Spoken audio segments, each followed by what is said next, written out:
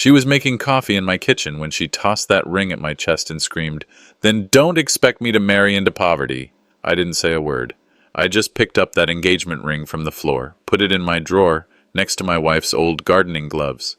That same night, while they plotted to take my house behind my back, I was finalizing paperwork for something they couldn't undo. Next morning, they found out the deed had been transferred, but not to Ramona. Want to know who got the house and why she'll never touch a brick of it? Stick with me till the end, and let me know where you're watching from. I'd love to see how far this story travels. The flicker of the candles danced across the polished walnut table, casting soft shadows on the faces I once called home. 6 plates, 3 conversations, and 1 ghost sat with us that evening. Eleanor. My late wife would have been 74 today. For 15 years, I'd kept the tradition alive. Her favorite roast, green beans almondine, and that cherry cobbler no one else truly enjoyed but politely ate. Noreen reached across and gave my hand a gentle squeeze. "Grandma would have loved this," she whispered. I smiled. "She's still here, in the gravy at least." A weak joke, but she grinned anyway. Across from us, Ramona stirred her wine with a restless finger. Harlan, her fiancé, barely touched his plate, his eyes flitting to his watch like it might explode. Something simmered in the air, thicker than candle smoke. I pretended not to notice. That's what fathers do, I guess. Pretend until pretending gets torn away. After dessert, when the last bite of cherry cobbler had been pushed aside, Ramona sat up straighter. She cleared her throat and smiled, but it wasn't the smile I raised. "Dad," she began, "we actually have something to talk to you about." Harlan adjusted his blazer, leaned in. "We were thinking," Ramona said slowly, "that, as part of our engagement, kind of like a gesture, you could transfer the house into my name. It's safer that way, for legal reasons." I looked at her, then at him, then at my fork. "Safer?" I asked. Harlan nodded. "It just ensures everything's in the right hands in case, God forbid, something happens." "Something?" I echoed. "You mean me?" Ramona laughed lightly. "Don't be dramatic, Dad. It's just paperwork. You won't even notice anything's changed." I looked around the table. The candlelight didn't feel warm anymore. "It's still my house," I said, "until I'm gone." The room fell silent. Ramona's smile dropped like a curtain. She stood abruptly, the chair legs screeching across hardwood. "Selfish. You always make everything about control." She reached for her ring, her newly gifted engagement ring, and yanked it off her finger. "If you want to die alone in this shrine to Mom, be my guest." She hurled the ring across the table. It bounced, skidded, and came to rest near my empty plate. Harlan half rose from his chair, muttering something about miscommunication. Noreen froze, her lips parted, eyes wide. Ramona turned on her heel, grabbed her coat, and stormed out. The door slammed a second later. I didn't move. I couldn't. It was Noreen who finally whispered, "I'll go check on her." She left, and Harlan followed without a word. The room shrank. I reached for the ring. It was heavier than it looked. Gold, modest diamond, and engraved inside. To Ramona, "For all will build together." I stared at it. "Build on what?" I murmured. "Ashes?" Footsteps clicked behind me. "Ivy," I said, not turning. "You were in the kitchen the whole time, weren't you?" She walked into view, wiping her hands on a tea towel. "Didn't think I should interrupt," she said gently. I nodded. "She didn't see you," Ivy continued. "Only the house." My lips twitched into a crooked half-smile. Maybe that's all I am now. Square footage. The dining room seemed hollow without voices. I stood to carry the ring back to the hallway table. Then I heard it. A creak upstairs. I froze. Everyone had left, hadn't they? "Ramona!" I called. Silence. The hallway remained still, but then a shadow moved across the window, not outside. Inside. I narrowed my eyes. I placed the ring on the table slowly, fingers lingering on the cool metal. "If you came back for this," I whispered to the shadows above, "you'll have to ask nicely." The stairs creaked under my weight, the kind of groan old wood gives when you're either too heavy or too burdened to pass quietly. I wasn't sure which applied more. I held the railing loosely, ears tuned to the hallway above where the sound had come from. Maybe Harlan hadn't had enough. Maybe he was up there rifling through drawers trying to find that deed. Instead, I found Noreen. She was curled up by the hallway window, knees pulled tight to her chest, her cheek resting against the glass. She didn't startle when she saw me, just lifted her head slightly, her eyes catching the low glow of the wall sconce, and looked at me like she had been expecting me all along. We said nothing for a long moment, but the air between us was thick with something unspoken, grief, confusion, maybe even shame. I took a cautious step closer. "Weren't you going with your mother?" Noreen's shoulders rose, then fell. I couldn't. Her voice was steady, but quiet, like she was trying not to wake the walls. She looked back out the window as if she could see past the night. "I didn't like how they talked about you," she said. "At dinner, before, after. All of it felt like you were just a checkbox." I sat down on the hallway bench across from her. "What do you mean?"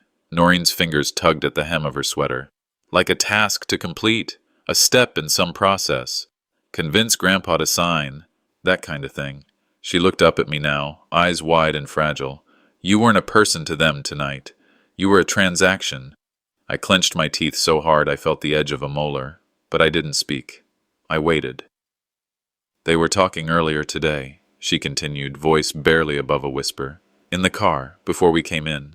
She hesitated, then pushed through. "Harlan said, if he signs it tonight, we can list it before the next tax cycle.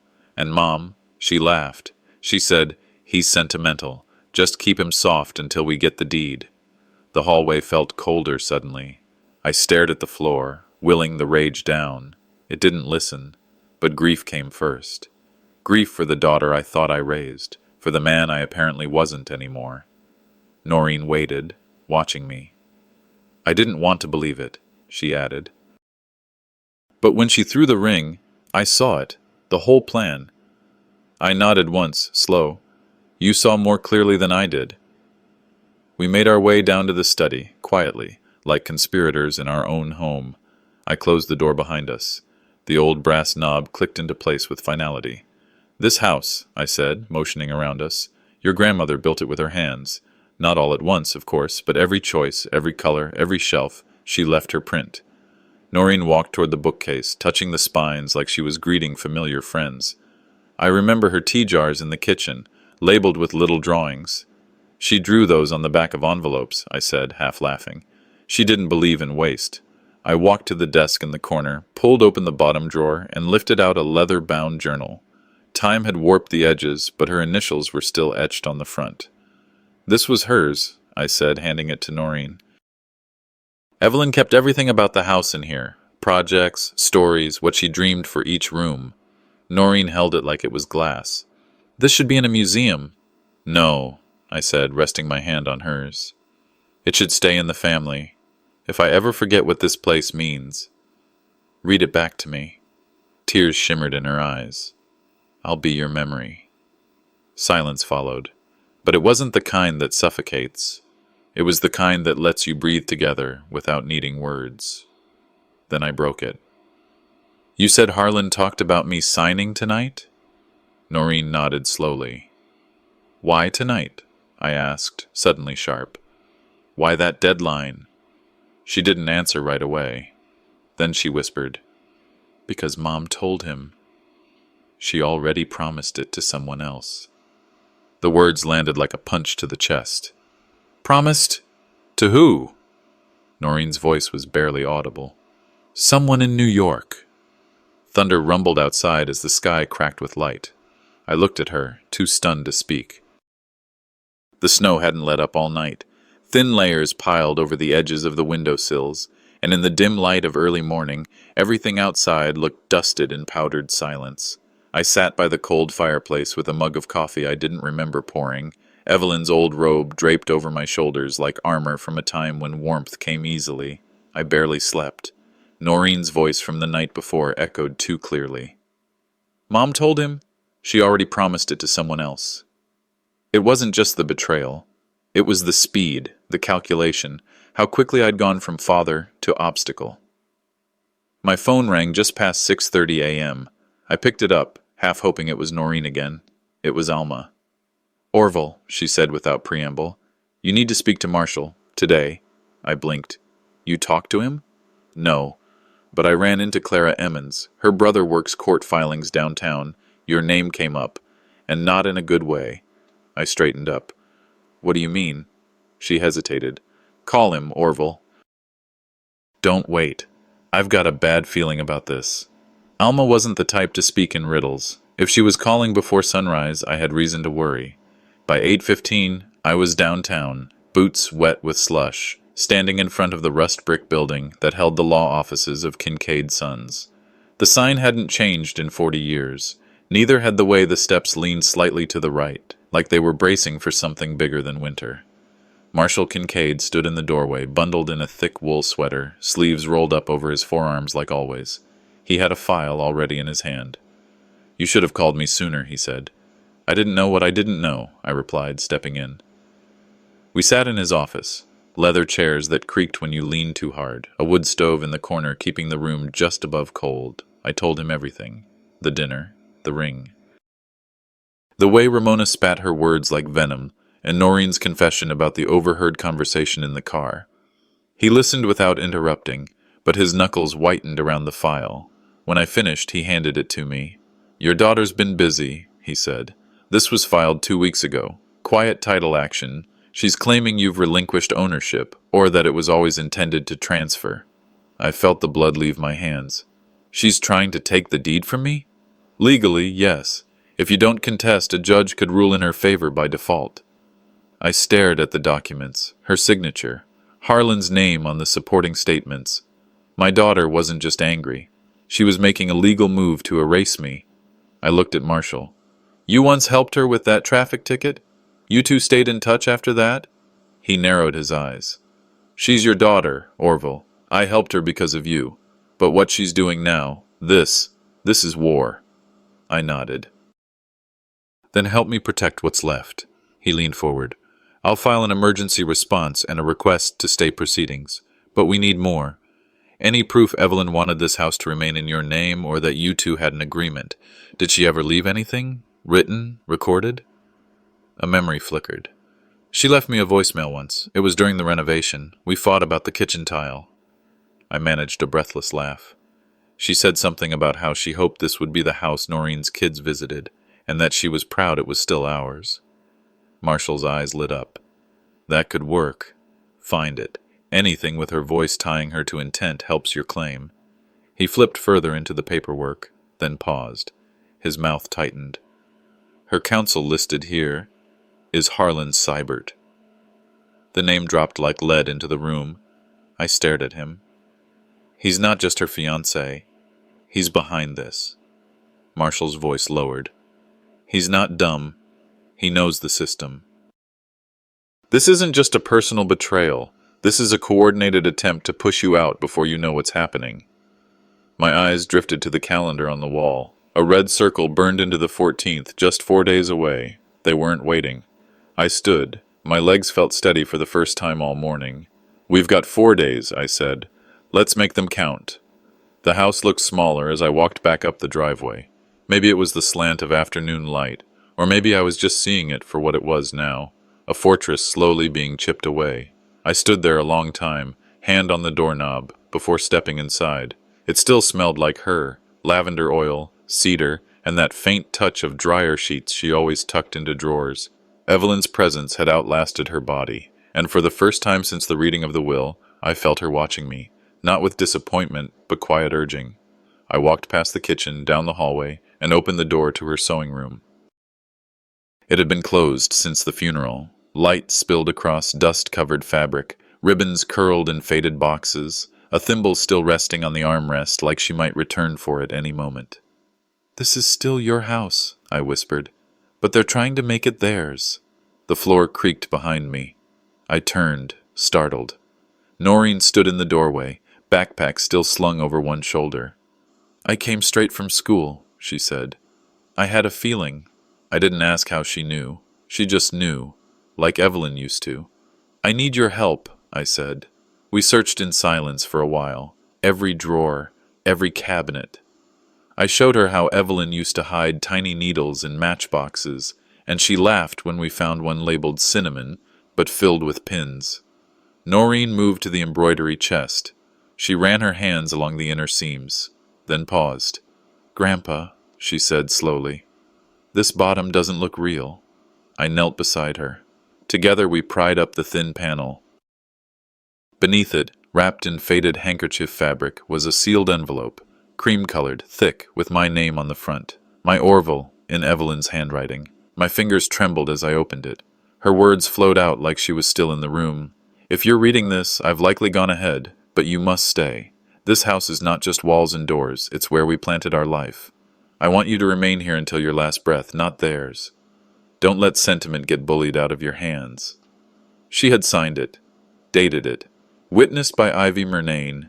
My breath caught. This changes everything. Noreen touched my wrist gently. "You were never alone in this, Grandpa."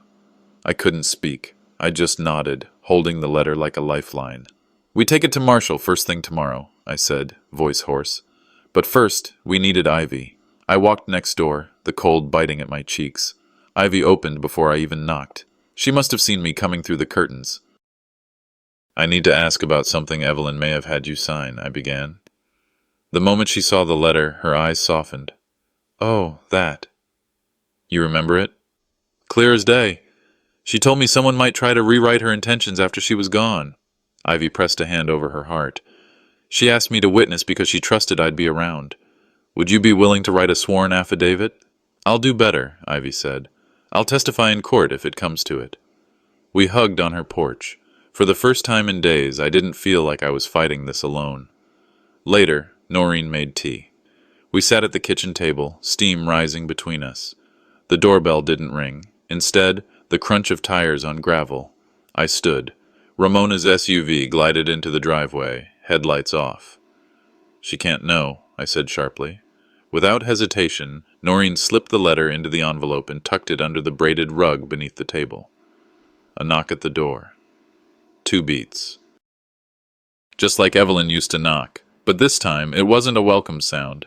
The knock wasn't loud. It was the kind that came from someone who didn't think they needed permission to enter. I barely had time to rise from my chair when the front door creaked open and Ramona stepped inside, like she'd never left. Her heels clicked against the hardwood, eyes scanning the kitchen. She looked polished, poised, like she had somewhere else to be but stopped here out of obligation. "I figured you'd be home," she said casually, shrugging off her coat without waiting for a greeting. "I live here," I said evenly. She smiled without warmth. "So do I, technically." That set my stomach turning. "You came all this way just to talk real estate again?" "Don't be dramatic," she said, brushing past me to the counter. "I came to talk about something joyful. The wedding." I stayed quiet. She turned, lifting a printed packet from her purse. "We've been thinking, the ceremony should be here." "At the house. Mom would have wanted it. Backyard, late afternoon sun, fairy lights. It's poetic." I studied her face. There was something off in the way she said Mom would have wanted it. Evelyn never once spoke about turning our backyard into an event space. Her garden was her sanctuary. "I don't recall your mother ever saying that," I replied. Ramona's eyes narrowed. "Well, maybe she didn't say it to you." The shift came subtly, from suggestion to expectation, from daughter to claimant. "It's a family home," she continued. "It should host a family celebration." "And it will," I said, holding her gaze. "One day, but not like this, not now." Ramona bristled. "Why are you making this harder than it needs to be?" I stepped back, hands steady. "Because this is still my home, and no one is throwing a wedding here without my consent." She didn't like that word, consent. Her smile vanished. "So you do want to ruin it?" "No," I said. "But I won't be manipulated." She moved closer, voice rising. "Manipulated? Is that what you think this is?" I could feel the heat rising in my chest, but I refused to match her tone. She stepped back, pacing. "You're turning Mom into some weapon. She's dead, Dad. You don't get to twist her memory to make me feel guilty for wanting a beautiful day." "I'm not twisting anything." "You're siding with ghosts." Noreen appeared at the kitchen doorway. Her backpack was still slung across one shoulder, eyes wide. "Ramona," I said, warning in my voice. But my daughter had already lost control. Her voice cracked, rage spilling out unchecked. You'd rather cling to your grief than let me move forward. You'd rather side with a ghost than your living daughter." And then, without another word, she pulled the engagement ring from her finger and slammed it onto the hardwood. It skidded once before spinning, landing near Noreen's shoes. She stormed out, slamming the door behind her. I stood frozen, air gone from my lungs. Then I sank into the nearest chair. The sound of the ring hitting the floor echoed in my ears, far louder than it should have. Noreen picked it up wordlessly, cradling it in her palm. She walked over and sat beside me. "She was never like this before," I muttered, my voice barely audible. Noreen said nothing for a moment. Then she looked down at the ring in her hand. "Do we give it back?" she asked. "Or let her come for it?" I didn't answer right away. My chest ached, not from age, but from something deeper, a break that went beyond bone. "Let her come," I said finally. The room settled into silence again. Night began to stretch its fingers through the windows. We sat there, the two of us, like bookends to a day that had flipped itself inside out. "We bring the letter to Marshall first thing in the morning," I said at last. Noreen nodded. My voice had changed. No longer just bruised, now sharpened. The house felt different now. Quieter. Not empty, but clearer. The kind of silence that comes after a door slams, and before another one opens. The morning after Ramona threw her ring felt like waking up inside a cracked photograph. The silence wasn't peaceful. It was tight, stretched, like a violin string pulled too far. I sat at the kitchen table nursing a bitter cup of coffee, watching Noreen flip pages of a textbook she clearly wasn't reading. Neither of us spoke about last night. We didn't need to. The dent in the floor where the ring had landed said enough. I folded Evelyn's letter once more, tucking it into a new envelope with shaking hands. It felt like sealing part of her soul in paper. I slid it across the table toward Noreen. "We bring this to Marshall today," I said quietly. "No more guessing. No more waiting." Noreen nodded, then reached for her coat just as the knock came. Ivy Murnane stood on the porch, bundled in a navy scarf, one gloved hand holding a stack of misdelivered mail, and the other gripping her phone like it was burning. "There's something strange," she said, eyes darting behind me. "This letter came to my house by mistake. It's addressed to Grady Estate co-owner. Thought you should see it." I frowned and took the envelope. The return address had a Pittsburgh legal firm's seal. Noreen stepped beside me as I tore it open. My stomach clenched with each line I read. A pre-notice of a property hearing scheduled to determine transfer eligibility of disputed estate. It was official. They weren't just circling, they were already landing. I looked up at Ivy. "Thank you for bringing this." She hesitated, then touched my elbow. "They're trying to make this look routine, Orville, but it's not." No, it wasn't. We didn't even stop for breakfast. I drove with a white-knuckle grip the whole way to Marshall's office. The envelope sat between Noreen and me like a third passenger. "They're moving faster than I thought," I muttered. Noreen turned toward me, lips tight. "What happens if they win this hearing before we even show Evelyn's letter?" I didn't answer right away. Finally, I said, "Then we're not defending anything anymore. We'll be retreating, and retreating costs more than standing your ground."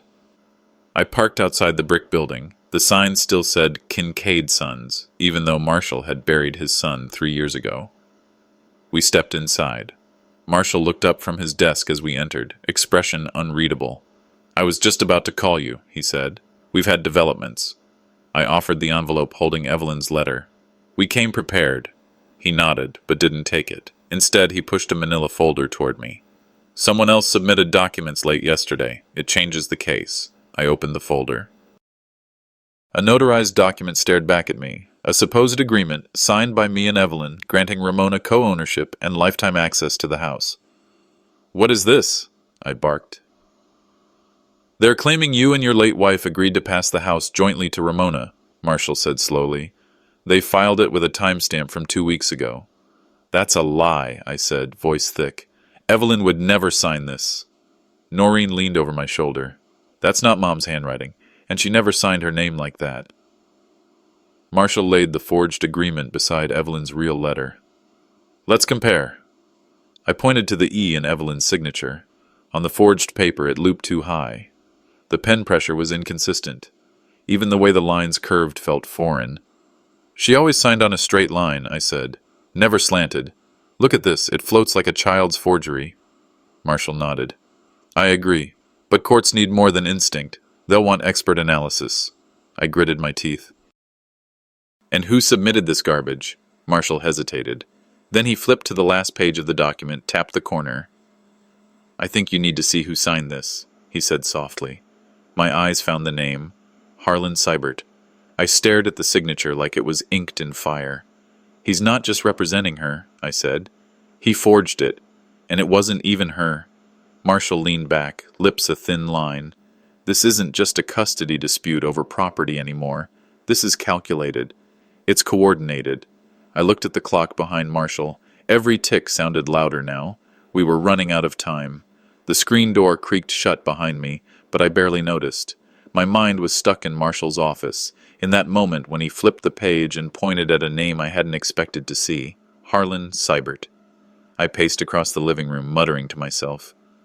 It wasn't even Ramona. It was him. All this time. The lamp on the side table flickered, but I didn't stop. I was trying to thread it all together. My daughter's change in attitude, the forged papers, Evelyn's long silences near the end. Noreen sat quietly on the couch, arms folded, watching me. Grandpa, she said gently, you're wearing a hole in the floor. I shook my head. She never would have signed anything like that, not with that man. Evelyn knew better. My eyes drifted up to the photo on the mantel, me and Evelyn on our wedding day. I swear her eyes still held secrets. Ivy showed up just after sunset. She didn't bother with small talk. Her eyes were watery, like she'd been sitting with something too long. I heard, she said, about the papers, and the name on them. I nodded, saying nothing. She stepped inside and sat down slowly at the kitchen table. I should have told you earlier, she began, but I didn't know how. Years ago, when you were recovering from that stroke in 17, Harlan came around. My gut tightened. To the house? To Evelyn, she clarified. He told her something about estate planning, said it would be easier if Ramona already had shared ownership, framed it like a kindness. I leaned forward. And Evelyn? She laughed in his face, Ivy said, a mix of pride and regret. Told me later she didn't trust him, that she had her own way of protecting the house. My heart thudded. What way? Ivy hesitated. She gave me something. Told me to keep it safe, but I never really understood what it meant, until now. We crossed to Ivy's house under a moonless sky. She led us to the back room, flicked on a lamp, and reached into the back of a drawer beneath her sink, a small silver flash drive. I never even opened it, just kept it wrapped in Evelyn's handkerchief. She plugged it into her laptop. Static buzzed, then a voice crackled to life. Harlan, you know this could all be settled now. Save your family the trouble. It's a simple paper, co-ownership. Think of it as protecting Ramona's future. Evelyn, no. I'm not signing away what I've built just because you wear a suit and smile like a snake. I've watched you twist words. I've watched you twist my daughter. Harlan, you're being irrational. Evelyn, I'll never give her what she hasn't earned, and I don't trust you to protect her either. I turned away from the screen, jaw clenched. It was her voice, clear, steady, fierce. It was like she was still in the room. Ivy closed the laptop and buried her face in her hands. I thought just keeping it was enough. I didn't know they'd come after you like this. I didn't know... Her voice cracked. I'm sorry. I stepped over and placed my hand on her shoulder. You didn't fail her. You kept her voice alive. You did more than most. She nodded, but the guilt lingered in her eyes. We stopped by the diner on Main before heading home. I just needed something warm, something familiar. Noreen slid into the booth across from me. She ordered pie. I didn't feel like eating. Halfway through her first bite, her phone buzzed. She looked down and froze. Grandpa? I leaned over. The message was short. Stop digging, old man, or the next letter will be about you. I read it twice. Then a third time. The diner buzzed with soft conversation and clinking plates, but around us it all faded. I placed the phone down gently on the table and whispered, Now it's personal. That night, Ivy returned once more, this time with a thin folder. She gave me these too, she said. Told me to wait until you were in danger. Inside were Evelyn's handwritten notes, observations, dates, a copy of her will, and finally a slip of paper with just one line. In case they try to silence your father, let this speak for me. I stared at it, feeling my throat close. Noreen stood beside me, reading silently. I took the flash drive back in my hand and walked to my old stereo, the one Evelyn used to play jazz on Sunday mornings. I held the drive for a second longer, then whispered, "Okay, Evie, let's finish what you started." The next morning, I sat in Marshall's office with the flash drive still warm from the heat of my pocket. Evelyn's voice echoed from his speakers, steady, firm, defiant. He didn't interrupt the playback until it ended. "She knew," he said quietly, removing his glasses. She saw through him. "She always did," I replied, trying to keep my voice even. Marshall leaned back in his chair. "This recording could be admissible in court, but we'll need to authenticate it formally. Once we do, it'll carry weight." I handed him the folder Ivy had given me, the one with Evelyn's handwritten notes. "Then let's not wait." He nodded. "We'll file an emergency injunction to freeze any attempts at transfer. But Orville," his voice dropped, "if they're pushing forged documents this early, it means they're moving fast and dirty." Back home, I barely had time to change my shirt when the front door creaked open. Ramona. No call, no knock. Just walked in like it was still hers. She wore the same polished calm she always used when trying to disarm me. "Dad, can we talk?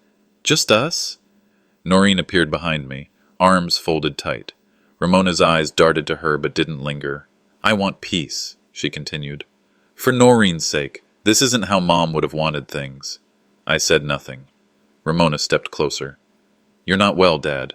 You've been overwhelmed, confused. You're forgetting things." "Don't," I cut her off. "Don't play that card. I may be old, but I'm not blind, and I'm not weak." Her face hardened for a split second before softening again. "This house could bring us all together." "This house," I said, "was built with your mother's hands and my blood. It's not a prize, it's a promise. And it's not yours, yet." She said nothing more, just turned, her heels clicking against the floor, and left without a goodbye. That night, I found Noreen standing by the front door, holding a thick manila envelope. "It was slipped under the door," she said. Inside, a typed letter offered a $200,000 private settlement in exchange for releasing the deed. No signature, just a return address from a Pittsburgh law firm. Alongside it, a cashier's check. "They're done pretending this is about family," I muttered. "This is blackmail wrapped in ribbon." Noreen didn't speak. She didn't have to. I saw the fear in her eyes, and the anger, too. I dialed the number listed at the bottom of the letter and agreed to a meeting. The next evening, I pulled into a gas station on the edge of Cedar Glen. A sleek black SUV arrived 10 minutes late. A man stepped out, early 40s, crisp suit, polite smile. "Mr. Grady," he said, "I'm Mr. Bell. I represent parties interested in resolving this matter discreetly." "Your boss couldn't show up himself?" I asked. "My clients value privacy. They want peace, not spectacle." He opened a briefcase. Inside was another check and a printed agreement. "This settlement ensures dignity, Mr. Grady. No lawsuits, no bad press, just closure." I stared at the check. "You're not here for peace," I said. "You're here to buy silence. I'm not selling." Bell tilted his head. "You're risking a lot for sentiment." "My wife died protecting this home. I won't betray that." He closed the briefcase. "Then I hope you've updated your emergency contacts." He walked away, climbed into the SUV, and drove off, leaving a trail of gravel dust behind. I stood there for a moment longer, my hands trembling, not with fear, but with resolve. That night, I called Ivy. "Will you testify?" I asked. "I thought you'd never ask," she said without hesitation. Then I called Marshall. "We're going to court." All of it. After I hung up, I stepped outside, staring at the porch light flickering gently in the evening breeze. "They want this house?" I said aloud. "Then they can come for it." I looked up at the stars, my voice dropping to a whisper. "But they'll have to walk through me first." The silence in the house had taken on a new texture, dense, almost humming. After everything with Mr. Bell and that veiled threat in the parking lot, I thought I'd find some clarity. But all I found was more quiet, the kind that presses against your chest. Ivy's knock broke the weight of it. She stood there with her usual hesitation, holding a brown envelope in one hand and her reading glasses in the other. "This came to me by mistake," she said, handing it over. "Addressed to you, but slipped under my door. No return label, just an old bank name I vaguely recognized, Harrisburg Trust. I thanked her, closed the door, and sat at the kitchen table. I sliced the envelope open with my thumbnail and slid the papers out. That's when the pass started bleeding. Inside was a photocopy of a ledger, entries from 2019 to 2023. At first glance, it looked like standard estate expenses. But as I scanned the rows, my eyes caught phrases that didn't make sense. Exterior paint restoration, Grady property, $3,200. Legal retainer, Seibert Company, $7,000. Initial stake, GG Holdings LLC, $25,000. None of this had crossed my desk. None of it had my signature. But all of it tied back to my name. I leaned back in my chair, the edges of the paper fluttering with the small gust from the vent above. Ivy hadn't left. She stood at the doorframe, hands clasped. "Do you know what that is?" "I do now," I said, my voice hoarse. "She's been laying track for this takeover a lot longer than I thought." She didn't speak. She didn't need to. I folded the papers back into the envelope and stood. "I need Marshall." Marshall didn't need much convincing to see the threat. The man had a poker face fit for a federal court, but as he skimmed the ledger, his lips pulled into a thin line. "She's laying the groundwork," he said, tapping the margin. "If someone accuses you of being unfit, they'll argue she's been maintaining the home, making financial investments, covering costs." He paused. "It's a false narrative of shared ownership." "She's been writing a different story about this family," I murmured. "She's writing a case," he corrected. I rubbed my temples, the betrayal sinking into my joints like cold weather. "She's not just fighting for the house. She's erasing who built it." Marshall lowered the papers. "Don't move too soon. We wait. Let her believe she's ahead." I nodded. But inside, something shifted. Back home, I went to the basement. Not for nostalgia. For memory. Behind the water heater was a false panel I'd built back in the 90s when cash felt more trustworthy than the bank. Inside, a fireproof lockbox. The key, taped under the stairs, still worked. It creaked open to reveal paper I hadn't seen in years. Receipts in Ramona's name. Real estate documents I didn't sign. A letter from a neuropsychologist dated last winter marked evaluation request, pending consent. Another folder. Transfer recommendation, contingent on mental decline. I sat on the concrete floor, knees stiff, heart dull and slow. She had planned for me to fail. Ivy appeared in the doorway, quietly stepping down. She must have heard the lockbox open. When she saw the papers, she knelt beside me. "You all right?" "No," I said, "but I'm not broken either." She put a hand on my shoulder, gentle, grounding. "I think she was waiting for a moment like this," I whispered, "so she could say I'd lost it." I didn't burn the papers. I documented every page.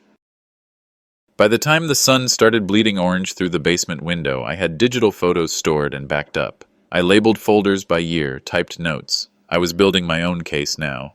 I called Alma, gave her a broad stroke of what I'd found. She didn't yell, just said, "Don't fight fire with fury. Fight it with facts and patience." I stared at the ceiling. "She thinks I'm a relic in the way of her future." Alma was quiet then. "Then make sure she understands your name isn't a footnote." It was after 9 when Noreen knocked. She stepped in, holding a small canvas bag and a worried look. "I didn't tell her I came," she said. I motioned for her to sit. "What is it?" She unzipped the bag and pulled out a flash drive. I found it on her laptop. I wasn't snooping, Something felt off. My pulse skipped. "What kind of files?" She shook her head. "I don't know." But the folder name was Contingency Media. It was hidden. I took the drive from her, careful like it was glass. She looked up at me, eyes damp, jaw set. "I don't want to be part of whatever she's doing anymore." I didn't say anything. I just reached out and held her hand. The weight of the flash drive sat between us like a promise. The courthouse smelled of floor wax and history, like justice wore old shoes and kept records in dusty drawers. I walked in beside Marshall and Alma, the weight of the past few weeks dragging across my shoulders like wet wool. Ahead of us, Noreen moved with quiet purpose, clutching a worn leather folder so tightly her knuckles blanched. I couldn't read her face, but something in her walk, deliberate, anchored, told me she wasn't just here to support me. The night before, Alma had leaned across my kitchen table and said, "You don't have to win everything, just reveal the truth." I held onto that now like a rail on a slick staircase. Inside the courtroom, the ceiling soared. Judge Ferris sat high behind the bench, eyes sharp and expectant. Ramona was already seated with her attorney and that ever-serpentine Harlan Seibert. Her suit was ivory, her posture perfect. Her eyes skimmed over me like I was an antique she meant to auction off. I took my seat, gripped the chair arms, and forced my jaw unclenched. Marshall rose first, stating plainly that the deed was never legally transferred, and any implied verbal agreements were void under Pennsylvania law. The tone was cool, procedural, no room for sentiment.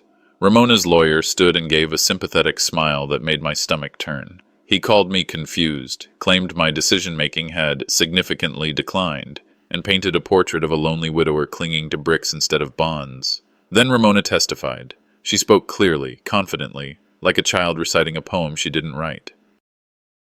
She talked about my emotional instability, how I'd forgotten dates, repeated conversations, struggled with the loss. She even suggested Evelyn had once mentioned selling the house and downsizing, though he doesn't remember. Harlan nodded beside her, hands folded like he was in church. The words twisted in the air until they didn't even sound like English anymore. Just betrayal, repackaged as reason. I said nothing. Marshall stood. "We'd like to call one more witness," he said, almost too casually. "Noreen Granger." Ramona blinked. For the first time all morning, she lost her polish. Noreen stood slowly, the leather folder still in her arms. She walked to the stand, was sworn in, and spoke softly at first. "After my grandmother passed," she said, "I went through some of her things. I found a USB drive hidden in her old cello case." There was a flicker of movement, Ramona shifting, Harlan leaning forward. Marshall handed the drive to the court clerk, who inserted it into the display monitor. The judge raised an eyebrow. Evelyn's face appeared on screen, washed in the soft light of her music room. Her voice, steady and low. "If you're watching this, they're trying to take your father's home." A gasp rippled through the room. She continued, naming dates, documents, and recounting how Harlan had pressured her to force a signature when Orville was still grieving. "He didn't understand what they were doing," she said. "I regret letting it go that far." Then came the voicemail, Harlan's voice unmistakable. "We can seal things up quietly, Evelyn, or this gets messier than you want." The courtroom erupted. Ramona shot up, shouting, "This is manipulation! That video is fake!" Her lawyer scrambled to object. Harlan's mouth moved rapidly in his attorney's ear. Judge Ferris slammed the gavel. "Order! Order now!" He looked between Ramona and Harlan. "This evidence will be reviewed in chambers. Until then, court is adjourned." Outside in the hallway, I finally exhaled. Noreen stood with her back against the wall, pale but resolute. I stepped toward her and said, "Your grandmother would have hugged you like no tomorrow." She smiled, eyes wet. I just didn't want her memory twisted into something it wasn't. Alma came to stand beside us, her hand on my back. Marshall joined quietly. "We're not done," he said, but that just tilted the board. We started toward the exit when a court clerk jogged up behind us holding a manila envelope. "Mr. Grady, this was submitted to the court this morning. It's from Evelyn, dated 3 months before her passing." My breath caught. Her handwriting was unmistakable. She wasn't done speaking, not yet. I was standing at the counter, waiting for the coffee to finish dripping into the old glass carafe, the same one Evelyn used for years. The house was quiet, except for the rhythmic click of the heating pipes and the distant rustle of the newspaper Ivy had tossed onto my porch earlier. My hands rested on the edge of the counter, fingers brushing the envelope from yesterday. Evelyn's voice still rang in my mind from the courtroom. Then came a knock. Not urgent, not hesitant, just Ivy's way. I opened the door, and she stood there, bundled in a denim jacket with a manila envelope in hand. "This was in my mailbox," she said, puzzled. "No return address, just your name on it. Odd, isn't it?" I took it, thanked her, and she left with a short wave. The envelope was light, but something about it felt wrong. The handwriting wasn't Evelyn's. It wasn't Ramona's either. I slid it open and pulled out a single folded letter. I recognized the signature before the first line. Harlan Seibert. It wasn't meant for me. The letter began formally, addressed not to Ramona, but to someone named F.K. No full name, just initials. The contents. No family sentiments, no affections, just tactical precision. Ensure Ramona never sees the version of the trust document from August. That draft was never intended for public review. The ring incident didn't land the way we wanted. Pivot if needed. Keep the old man occupied, preferably on emotional fronts. We can't afford him rerouting the narrative before the deed is solid. I sat down slowly, rereading each line. The tone wasn't just cold, it was orchestrated. Harlan wasn't just helping Ramona, he was managing her and manipulating everything behind the curtain. And suddenly, I wasn't furious. I was clear. I thought back over the last year, the way Ramona had started using phrases Evelyn used, but slightly wrong. How she'd claimed to know about things she never should have. That time she mentioned that lawyer in Scranton, when I had only discussed him with Evelyn behind closed doors. She'd been fed a narrative, and she followed it. That didn't excuse her, but it changed everything. For the first time in weeks, I felt a quiet certainty. I tucked the letter into a folder and called Marshall. We met in his car near the courthouse, windows fogged from the cold. Marshall read the letter 3 times, each time slower than the last. "Well," he said finally, "if I were still a younger man, I'd be pacing and yelling." "Does it mean anything legally?" I asked. He nodded. "It's damning. There's clear intent to mislead and suppress a trust update. If we can authenticate this, and I believe we can, it becomes a critical piece, but it wasn't sent to me." He turned to me, dead on. "Exactly, which makes it even more admissible. You didn't steal it, it was misdelivered. That's called fortuitous discovery." I stared at the paper in my lap. "You sure you want to use it?" he asked. I didn't hesitate. They didn't blink when they tried to erase my wife's voice. "Why should I flinch when the truth finally shows up?" Ramona called me that afternoon. "Is this what we're doing now?" she snapped before I could speak. "Digging through my fiancé's garbage for letters?" "I didn't dig," I said calmly. "It was misdelivered." She laughed sharply. "You've sunk to new lows.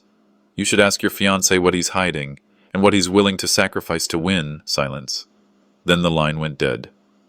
I held the phone for a while before setting it down. I opened the drawer beside me, and there it was, the engagement ring, still in its box. It used to gleam. Now it just looked hollow. That evening, Ivy and I walked the fence line between our yards, boots crunching on frost-hardened grass. I told her everything, the second letter, Marshall's reaction, Ramona's call. She listened without interrupting, then looked me square in the eye. "You're not doing this to get even," she said. "You're doing this because if you don't, you disappear." It hit harder than I expected. I nodded. "I'm going to court," I told her. "Not for the deed, for the truth." She smiled, squeezed my arm, and said, "Good. And you won't be alone." I exhaled slowly, then added, "Alma's coming in tomorrow morning." Ivy raised a brow. "It's time Ramona remembers who she used to be." That night I sat alone in the living room.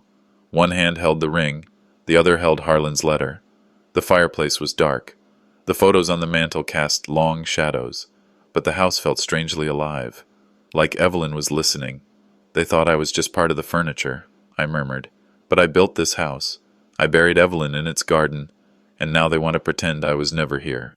I set the letter down on the table, beside the photo of our wedding day. I set the ring next to it. "Fine," I whispered. "Let's give them something to remember." The courthouse looked different that morning. Not grander, not smaller, just more final. I stepped out of Marshall's car with Noreen at my side and that quiet weight in my chest. Ivy was waiting by the curb in a navy coat, hands folded. She gave me a firm nod without a word. Across the parking lot, Harlan stood by the bench, checking his watch, feigning calm. Ramona was a few steps behind him, immaculate, indifferent, as if this were some social affair. There was a time I would have handed her everything with an open palm. I built this house for a family, not a fight. But she sold her mother's memory for granite countertops. We filed into the courtroom. Judge Wilcox didn't waste time. Marshall rose with practiced steadiness, handing over a thick folder. "Your Honor, enclosed are video transcripts, notarized affidavits, and proof of misrepresentation regarding the deed transfer." Ivy's name was on the notary seal, and her voice, steady and sorrowful, echoed in the playback. The judge leaned forward as Marshall played the short voicemail from Harlan. "If the old man doesn't sign by Friday, we'll seal it through Ramona." The room went still. Ramona stood, stammered something about privacy and emotional duress, but Judge Wilcox lifted a hand. "Miss Grady, please sit." Then came the sentence that ended years of erosion. "This house was never promised to you, and the court sees clear intent to defraud and deceive." I felt Noreen's hand slip into mine. I didn't look over. I just squeezed once, gently. When the judge called for any final statements, I rose, slowly. The joints made their protest known, but I stood anyway. "I won't take long, Your Honor." I turned toward the courtroom. Not to the judge, not to Ramona, to the air between us. "This house," I said, "wasn't just mine. Evelyn picked every light fixture. She sanded the banisters herself. She cried in that kitchen when we got the letter Noreen had been accepted to music school. This wasn't just wood and drywall, it was a promise. And what a home means. It's not in paperwork. It's in the hands that shaped it." I paused. Let that settle. If this house must stand for anything, let it never stand for entitlement. Marshall handed the judge one final document. "Filed this morning, deed transfer and trust paperwork.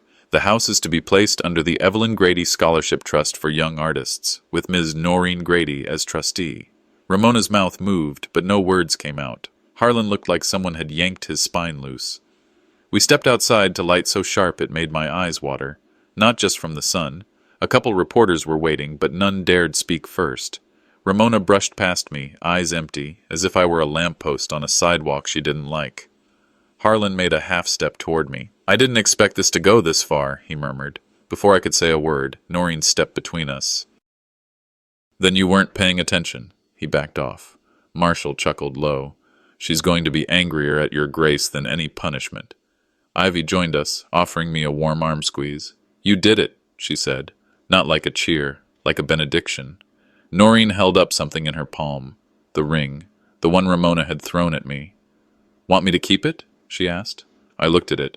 Gold, cold, small. A hollow promise. Pawn it, or toss it in the creek. Just don't let it curse anyone else. 1 month later, the house no longer echoed. It hummed. Saturday morning light poured through Evelyn's old lace curtains.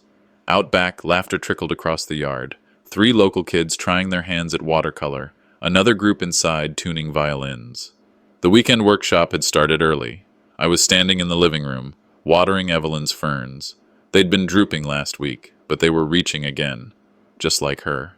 Quiet, stubborn life. She never needed noise, I muttered. She just loved in a way that left roots. I pulled a folded letter from the mantel, a thank you note from a girl named Celeste. She'd received a violin through the trust. "It's the first thing I've owned that made me feel like I wasn't a mistake," she wrote. My throat tightened. Then I heard footsteps and turned. Noreen walked in, holding 2 mugs. She didn't speak. She didn't have to. I took mine, nodded once. We sat by the window, as a boy practiced scales in Evelyn's old sunroom. Not perfect notes, but real ones. In the end, I didn't give the house to blood. I gave it to legacy. And I kept my word. To the woman who built it, and to myself. Let them keep their rings. I kept the home.